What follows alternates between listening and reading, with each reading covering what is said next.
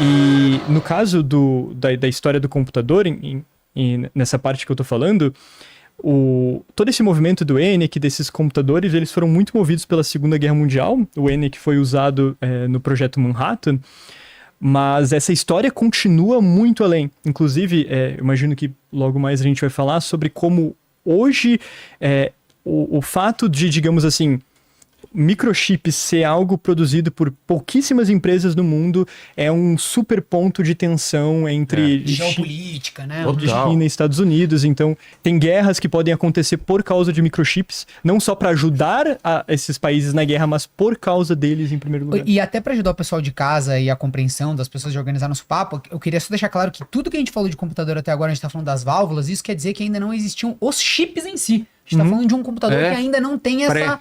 ele não tem essa característica que a gente imagina um computador hoje, né? Por exemplo, hoje em dia a gente imagina um computador em peças fragmentadas, aí você tem a memória, você tem Claro que isso era representado em um espaço físico, quando você imaginava um computador desse tamanho, tinha uma parte que era a memória dele, né? De alguma forma tinha uma separação, mas esse computador que a gente imagina, quando a gente imagina até os computadores antigos, você imagina peças verdes, placas e conectores e tal, e a gente ainda não chegou aí. Até a válvula ainda são computadores que não têm essa característica física. Então eles não lembram nada da memória que normalmente as pessoas têm de um computador, sei lá. A gente caminhou para isso, né? Para os chips. Então, mas até chegar no chip, para onde a gente foi? Ou foi rápido isso então, das válvulas? A grande invenção, digamos assim, depois das válvulas, foi os semicondutores.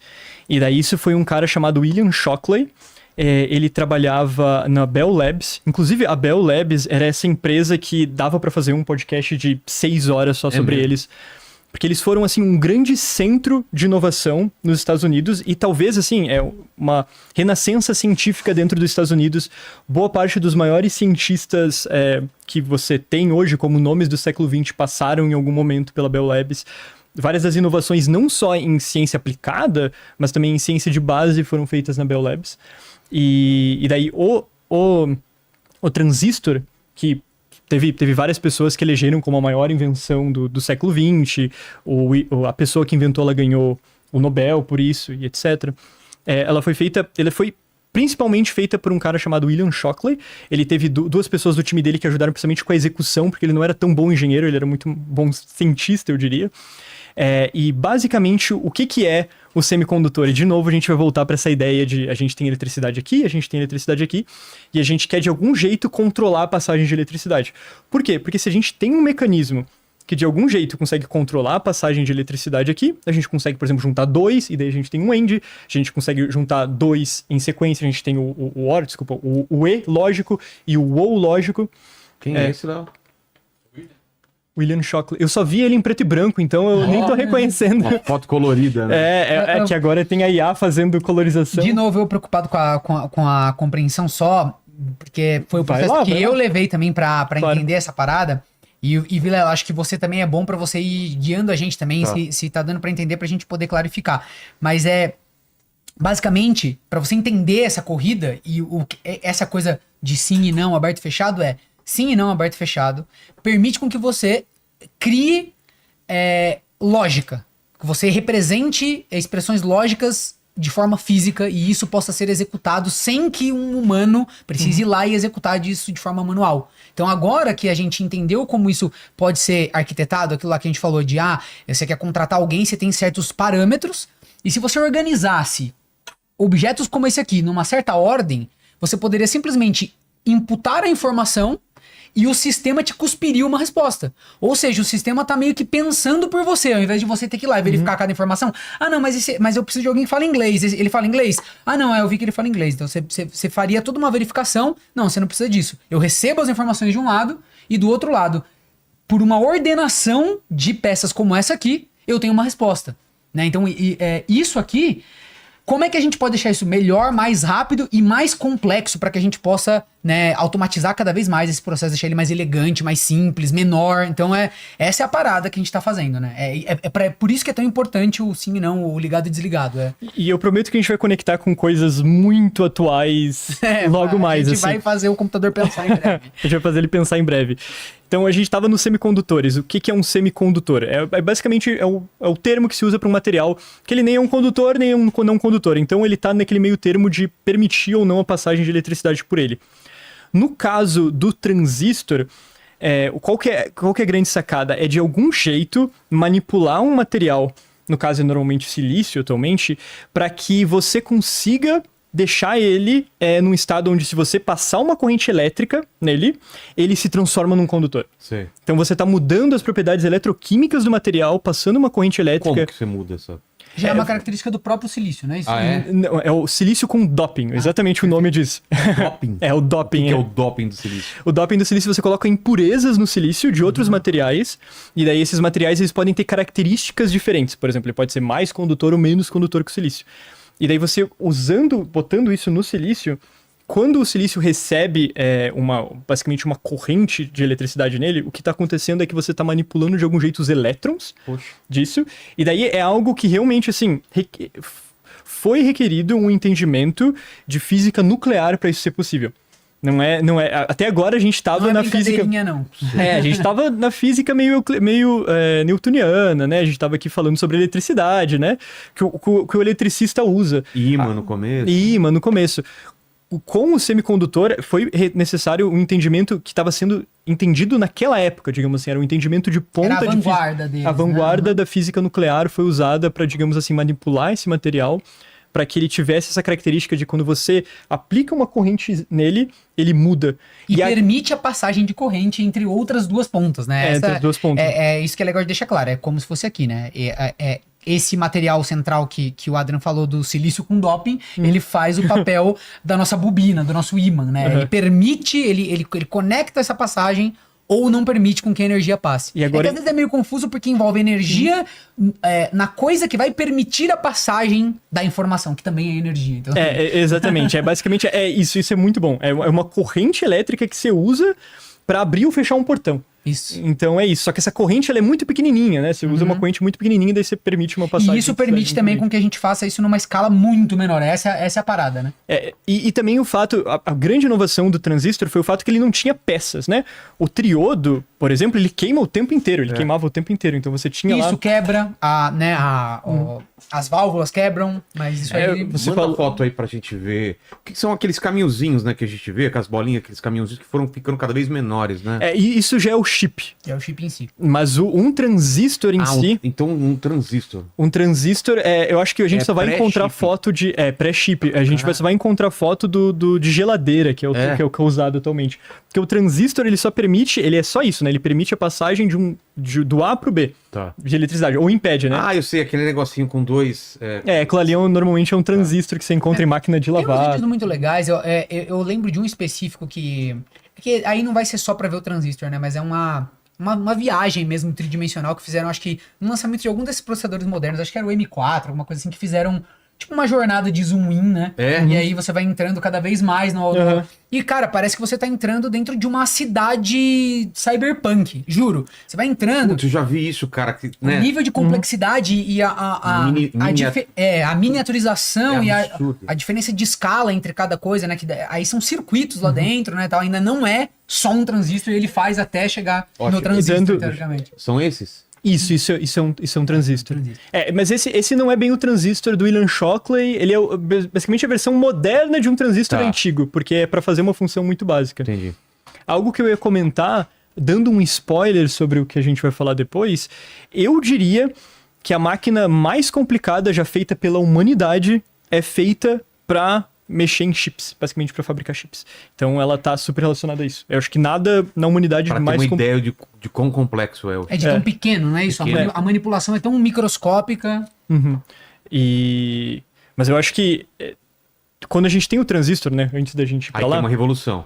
Tem a grande revolução, que é o fato de que agora computadores não estragam tanto mais. é muito mais fácil, digamos assim, combinar vários deles, porque você pode... Como o transistor é um pedaço de material, você pode combinar vários. E ele é um material só. É claro que nesse ponto da história a gente ainda precisa conectar ele com coisas, como por exemplo ali, tem pedacinhos de metal e etc.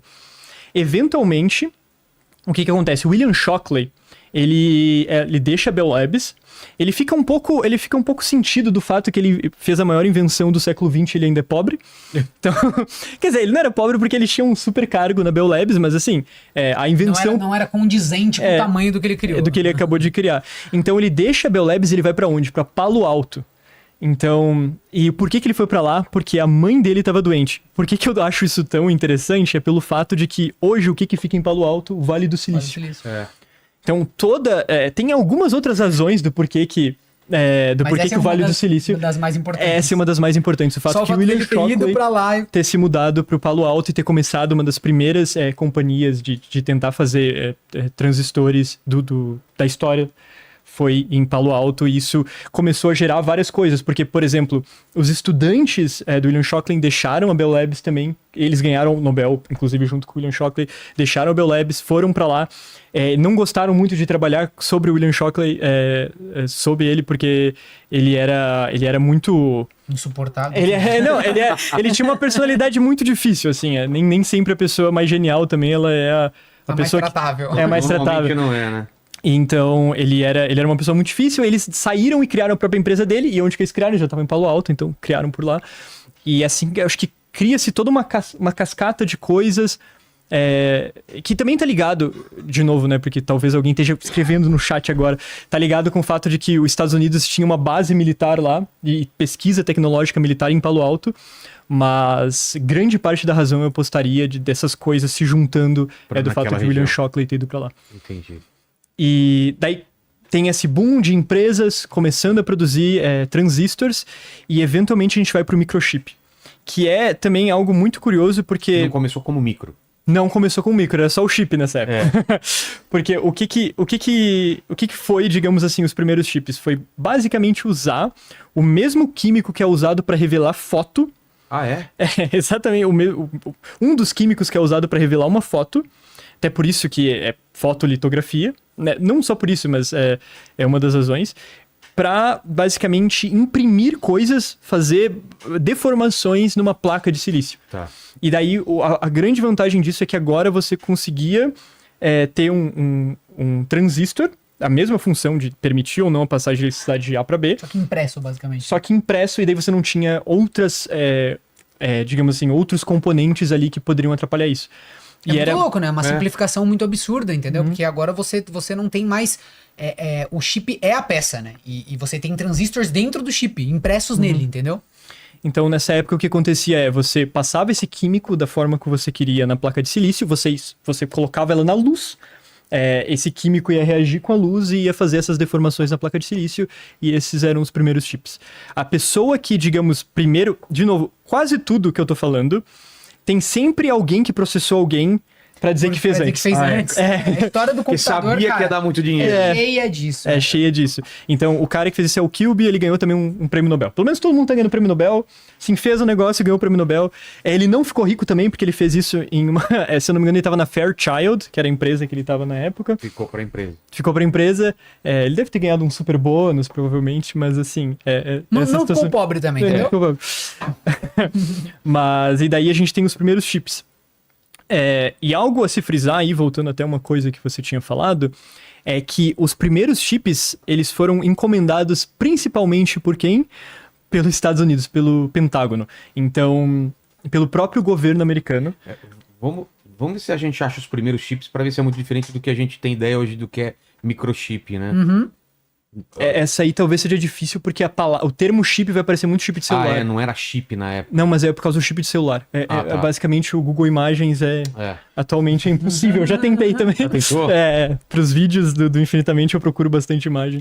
Uma coisa que eu acho que vale mencionar é que a gente tá navegando a história da evolução do computador muito pela perspectiva das peças, do hardware, da mecânica, né? Mas existiu também toda essa corrida da elaboração da lógica da computação também, né? Que é uma parte... Das linguagens. Das linguagens. Isso, de como elas foram ficando também mais acessíveis, mais simples. Será que esse é um rudimentar? Eu acho que ele tá escondido. Então, ele tá dentro da... Ele deve estar escondido por essa camada. Mas o que a gente veria é literalmente uma placa. Verdinha. E daí ela ia ter riscos, digamos assim, provavelmente bem visíveis nessa época, onde você conseguia basicamente passar a eletricidade especificamente por esses desenhos. Então você conseguia desenhar todo um circuito que antes você juntaria vários relés. Isso aqui, tá vendo? Um relé aqui, outro aqui, ligado num terceiro, que daí tá outro ligado nele, aí um desenhão desse inteiro que ocuparia, sei lá, essa sala inteira aqui pra gente fazer um processamento mais complexo, e isso estaria desenhadinho, né, dentro de um chip.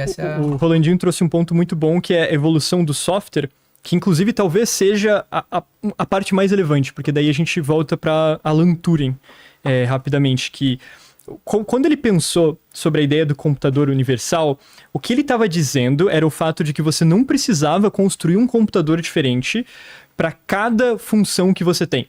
Então, antes, você fazia uma calculadora para uma função. Por exemplo, o ENIAC, ele foi feito para funções específicas relacionadas à guerra. Ah, é?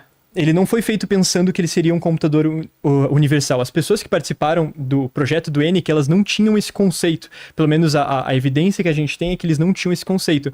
No entanto, o ENIAC, se você olha para ele de um certo jeito, você vê que com uma pequena modificação dava para ele ser um computador universal também. Por isso que eu falo que ele tecnicamente talvez não seja, depende de como você quer considerar. Ou seja, quem estava operando ele, criando, idealizando, não tinha a ideia teórica do que é o computador universal. Por isso que talvez, por isso que Alan Turing é tão lembrado na hora que a gente fala da história da computação, porque ele é o cara que idealizou esse caminho, por mais que detalhes técnicos tenham acontecido em volta dele, entendeu? E eu diria que, digamos assim, a coisa mais relevante de Turing, talvez o grande presente que ele deixou para a humanidade, não é necessariamente a teoria, porque isso, digamos assim, a fórmula matemática, porque isso a Alonzo Church já tinha pensado um ano antes, basicamente eles pensaram ao mesmo tempo, Alan Turing não sabia disso. E a gente sabe que Alan Turing não sabia porque a gente sabe quando que o telegrama desse paper chegou na Britânia. Então, nem tinha chegado no país dele. Nem tinha chegado no país dele. Então ele não tinha como saber disso, ele já tinha escrito.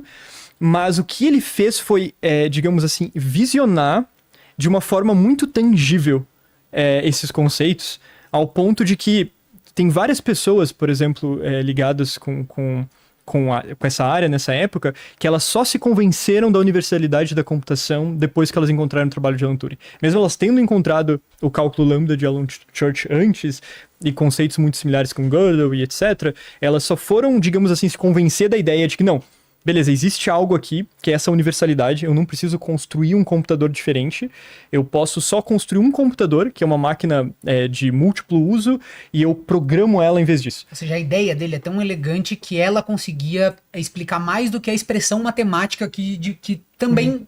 mais ou menos explica a mesma. É isso que eu entendi, né? Isso. O jeito que ele desenhou isso, né, essa ideia da máquina universal, como ele pôs, é muito convincente e meio que também fundou os próprios termos, né? Fundou a forma como a gente lida com a gente pensa a computação. Até hoje se estuda, a máquina de Turing é algo que se estuda até hoje em qualquer curso de ciência da computação.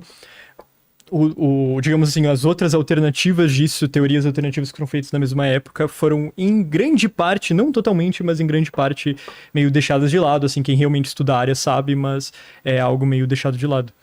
E daí, né, voltando ao que você tinha falado sobre o desenvolvimento do software, a gente tem... E Turing foi uma das grandes figuras também, porque eu falei que ele não é o pai do computador, ele é o pai da computação. Isso não quer dizer que ele não fez computador. Ele fez computador também. Por exemplo, ele participou da construção da máquina que tentava decifrar as máquinas Enigma. Que é o que aparece no filme lá, que é o que aparece no filme, etc. Aquele não era o primeiro computador, ele na verdade, ele não era um computador necessariamente também. E isso é muito universal. chato do filme, porque o filme não faz questão nenhuma de explicar, né? De clarificar essa questão, né? Eles fazem, assim, se você entender que aquele é o primeiro computador da história, porque o Alan Turing é o pai do computador, tá tudo bem pra eles também. Não, então, eu acho que muita gente que eu conheço saiu daquele filme com essa impressão, mas que ele foi um computador importante, foi um marco da computação importante, e ele foi um dos líderes do projeto, de fato. justamente porque ele trouxe essa ideia, e é algo que ele levantou por muito tempo depois durante a vida dele, da universalidade da computação. Então, de você poder alocar o esforço de, em vez de ficar criando uma máquina que faz exatamente o que você quer, você pode, em vez disso, programar essa máquina para fazer essa função que você quer. Então, depois da guerra, ele continuou trabalhando em certos projetos de tentar fazer computadores. Um dos primeiros computadores, agora eu não recordo o nome exato dele, mas um dos primeiros computadores que demonstrava, talvez, o melhor exemplo histórico dessa elegância de você poder programar ele com muita facilidade, foi projetado pelo Alan Turing. Uma tragédia é que essa história do Alan Turing ser um herói da guerra contra, basicamente, da Britânia contra a Alemanha, é algo que não era sabido na época. Então, as pessoas que estavam ali assinando o cheque que iria para a pesquisa do Alan Turing não sabiam disso. Os professores da contribuição dele, né? Não sabiam da contribuição. Secreta. Ela era secreta, ela foi revelada, se eu não me engano, só nos anos 80 ou 90, para o público em geral. Então, as pessoas simplesmente não sabiam que ele era, digamos assim, ele era essa figura que tinha feito toda essa contribuição durante a guerra, então ele tinha todo esse conhecimento prático, ele tinha sido essa figura tão marcante, digamos assim, em conseguir decifrar. Ou seja, imagina você ter uma biografia, inclusive profissional, super ficou bonito, fantástica. Olha só. Imagina você ter essa biografia invejável e ninguém saber. E esse cara depois vai se transformar no Doutor Estranho, isso que é o mais incrível. Né? Exatamente. Então é uma história muito louca. O cara inventa o computador, cria o teste de Turing, que tem tudo a ver com inteligência artificial. Volta no tempo. Volta no tempo. Mas viagem fácil, né? Criando portal e voltando no tempo é mais fácil. Esses círculos são o quê? Esse monte de círculo? É que isso é uma representação fictícia, então não sei dizer muito bem, mas eu imagino que isso seja, digamos assim, as entradas que você dava para, por exemplo, colocar um número na máquina. Então imagina que... E não eram bobinas aí, né? Não. Eu imagino que isso nem seja binário, eu acho que isso tá em decimal. Então imagina que aquilo ali é o tamanho do número que você consegue colocar. E daí tem 2 números, e ele tá provavelmente multiplicando eles, porque você tá procurando pares de primos, né? Sim. Que doideira. Então, eu imagino que seja isso. Essa é a versão... eu acho que essa foto é falsa, by the way. Quer dizer, a foto do Alan Turing é real, a foto do computador falsa, com certeza, mas ela foi juntada. Eu acho Se bem que na beiradinha ali da máquina tem meio que o reflexo da roupa dele, né? Será? Sei lá. E aí, como é que faz pra saber se é verdade? Hoje em dia, nessa época. Mas... E daí, enfim, né, Alan Turing, ele teve todo esse aspecto de trazer o software, digamos assim, para computação. E daí a gente tinha até comentado sobre a participação de mulheres.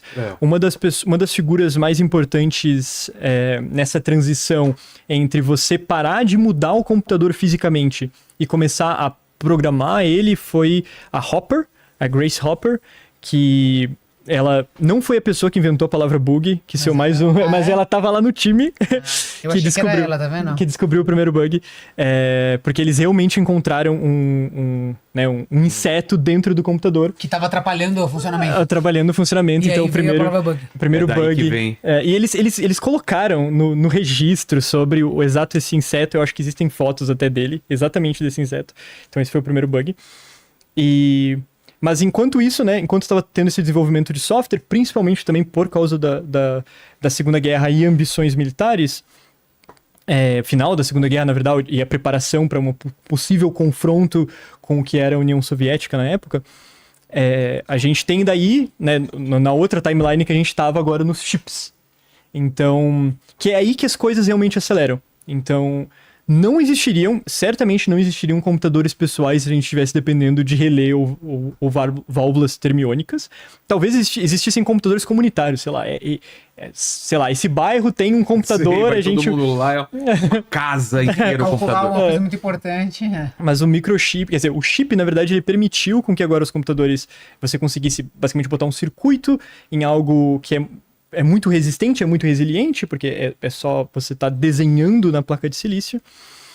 E daí você tem esse interesse do Pentágono por isso. Que foi principalmente por armas teleguiadas. Então, existe uma coisa que é engraçada, que eu não fazia ideia, que é o fato de que é muito difícil acertar uma ponte se você tá soltando uma bomba nela de um avião.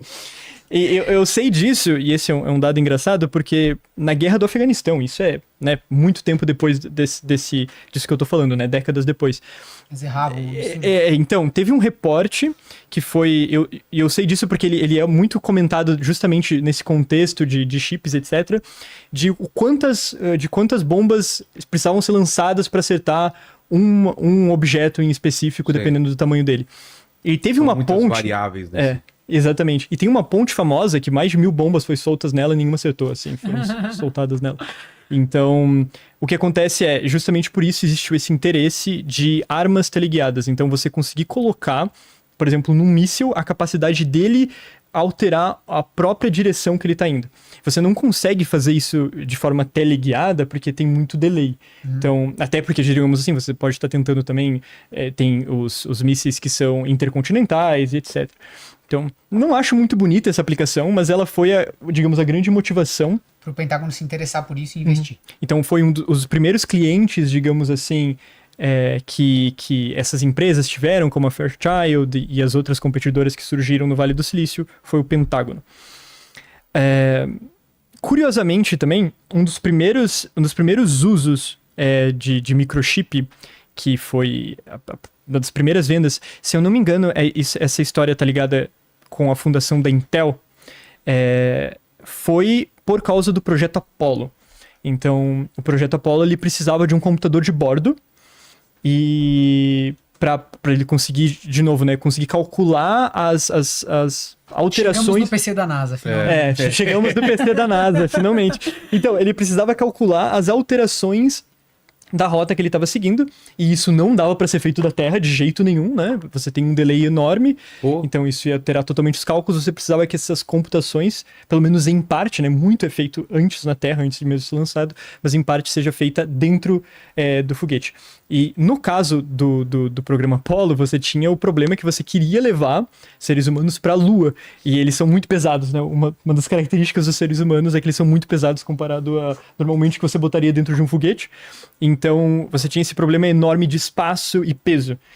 E essa foi uma grande motivação para você ter microchips cada vez menores, né? Você ter, de fato, a confiabilidade dessa tecnologia. Economizar o máximo possível de peso. Esse é o computador de bordo, né? É isso daí, Léo? Isso daí. Atualmente, um celular qualquer que a gente tem aqui é bilhões de vezes mais rápido do que esse computador de bordo. É algo... É inacreditável o quanto... digamos, assim, o poder de computação. E o quanto que esse computador, então, com essa limitação em comparação com o celular que você tem, era capaz, no sentido de que ele foi fundamental para as viagens espaciais. Então, as duas coisas são bem impressionantes, né? O quanto um pouco de computação já faz tanta diferença, né? Eu acho que isso também é fascinante. E daí, eu acho que agora, se a gente continuar nessa linha do tempo, a gente pode ir para um pouco do ponto de vista geopolítico, porque... É nesse momento, digamos assim, que o Pentágono tem esse super interesse em relação a microchips para aplicação militar. Outros países, como a China e a União Soviética, elas tinham esse interesse também. Mas, em geral, a liderança disso no mundo era majoritariamente, de forma incomparável, dos Estados Unidos. Então, né, todas essas inovações tinham acontecido no território americano. O Vale do Silício era, digamos assim, esse ultra-antro de inovação. Então, nessa época, Alan Moore tinha... falado sobre essa lei, né, que na verdade era um chute que ele deu, que acabou se provando real, de que a cada 2 anos, o tamanho, digamos, o número de transistores que você consegue colocar em um pedaço de silício, quadrado de silício, vai duplicar. Então o que, de certa forma, se reverte a um processador ou alguma forma de fazer computação 2 vezes mais rápida, porque agora você consegue colocar 2 vezes mais silício, e além disso ele consome menos eletricidade também. Transistor, né? Porque é menor, então você consegue colocar mais transistor, então você consegue fazer mais computação. Isso foi no começo, depois já não funcionou essa lei de Moore aí. Não. A lei de Moore continuou funcionando até ano passado. Até ano passado. Que a gente, ou até 2023. Chegamos num platô agora. Então, a gente pode falar sobre isso, mas basicamente processadores estão num sério problema agora, porque o que acontece, né? Como eu falei, a gente, no caso do transistor... É algo onde você passa uma corrente e daí você muda basicamente a condutividade do material através dessa passagem de corrente. O que acontece é que você ainda precisa de corrente. Você precisa de elétrons ali. E o que acontece é que quando você vai diminuindo o máximo essas portas o suficiente, você vai diminuindo elas, eventualmente você chega num tamanho tão pequeno que você começa a ter efeitos quânticos no jeito que esses elétrons se comportam em relação a esse portão. Então você não consegue mais botar o portão ali, porque esse elétron ele vai simplesmente passar igual. Você tem o quantum leaping, que é, sei lá, o pulo quântico, talvez, que é justamente isso, né? O elétron, ele, de algum jeito, ele passa por esse portão, independente se ele tá aberto ou fechado. Você para de ter, digamos assim, esse controle determinístico sobre como esse elétron funciona. Já não faz mais sentido a própria... E isso não quer dizer que a gente não vai ter, digamos, aumento em velocidade, porque a lei de Moore, inicialmente, era sobre número de transistores. E daí, número de transistores está prejudicado. Mas a gente ainda tem, digamos assim, uma super dimensão. Eu acho que essas diferentes formas de, digamos assim, evoluir algo estão super na nossa conversa depois sobre IA. Quando a gente chegar lá, depois de 3 horas, tantos anos. Mas você tem ainda como evoluir isso com arquitetura. Então, por exemplo, você tem como construir um processador de forma que o desenho que eu falei desses circuitos no processador... Da ordenação dessas coisas aqui da lá ordenação dentro. dessas coisas seja mais eficiente ao ponto que, efetivamente, você tem um computador 2 vezes mais rápido, mas você não necessariamente... Aumentou tanto o número de transistores.